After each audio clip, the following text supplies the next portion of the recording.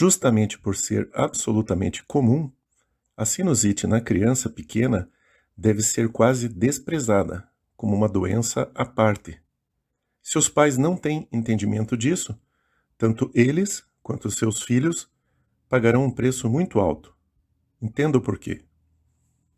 Estima-se que cerca de 10% dos resfriados e gripes da criança evoluam para sintomas que sugerem a presença de bactérias nos seus seios da face, mais caracteristicamente a partir dos 4 anos de idade. Crianças menores complicam muito menos, dentre outros motivos porque os orifícios de drenagem dos seios da face, chamados de ósteos, são proporcionalmente maiores, como quartos mais arejados. Seios da face, onde as inflamações ou infecções chamadas de sinusite acontecem, podem ser definidas de forma simples como buracos dos ossos da face, apenas que buracos muito bem revestidos, como que atapetados com camadas celulares, secreção, glândulas e cílios, todo um conjunto que colabora para a autolimpeza e conservação dessas cavidades quase sempre livre de germes. Um outro motivo desses ossos serem esburacados é a leveza.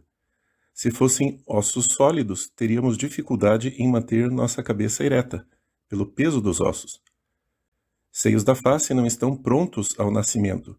Vão sendo formados ou completados com o desenvolvimento facial e craniano, que continua após o nascimento.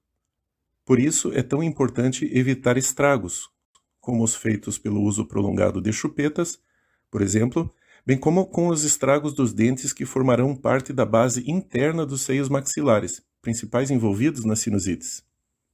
Crianças que frequentam creches e escolas cedo na vida são de longe as que mais se complicam, tanto com uma brutal incidência de doenças virais na comparação com as que estão em casa, quanto na chance de evoluírem para enfermidades secundárias como as otites e as próprias sinusites bacterianas.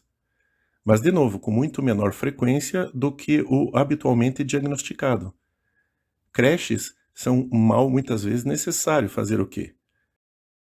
E aqui ninguém deveria tocar no assunto alergia, porque quase nunca tem nada a ver com os sintomas respiratórios dessa fase da vida.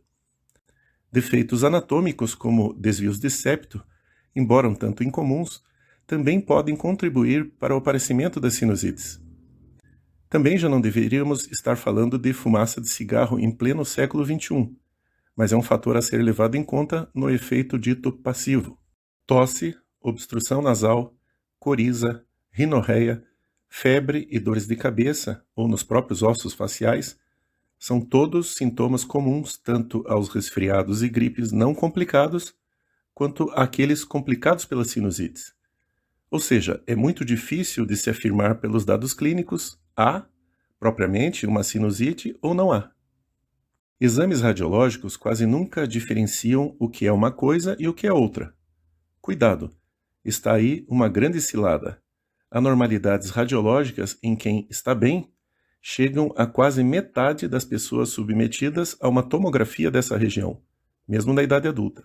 E aí é onde pais e médicos mais pecam, na afobação de ver a criança rapidamente recuperada, deixando de considerar os tradicionais 5 a 7, ou até mesmo 10 dias de sintomas de doenças virais como parte de uma resposta saudável, na maioria das crianças.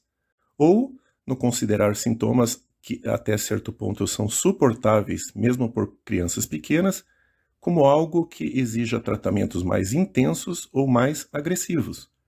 Outro mal dos nossos tempos atuais.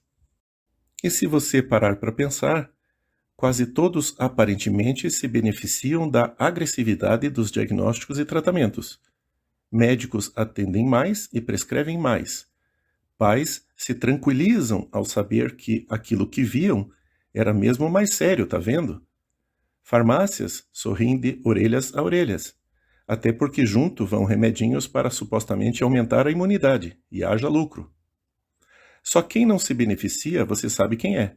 A própria criança, que não tem nada a ver com esse ciclo ignorante e maléfico.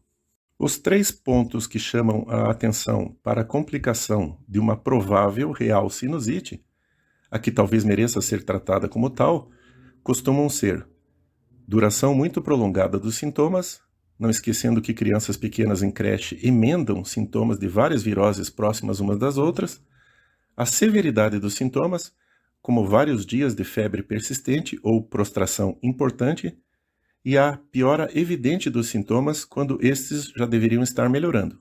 Outro detalhe importante é o fato de que quanto mais antibióticos a criança costuma usar, mais facilmente evolui para uma sinusite posteriormente, e também com muito maiores chances de complicações. É o motivo de insistirmos tanto na virgindade de tratamentos onde é possível acontecer, principalmente para evitar complicações futuras. As atuais irresponsáveis lavagens nasais agressivas também estão colaborando para estragos na fisiologia e na flora dessas nobres regiões. Cuidado com isso. Mais uma vez.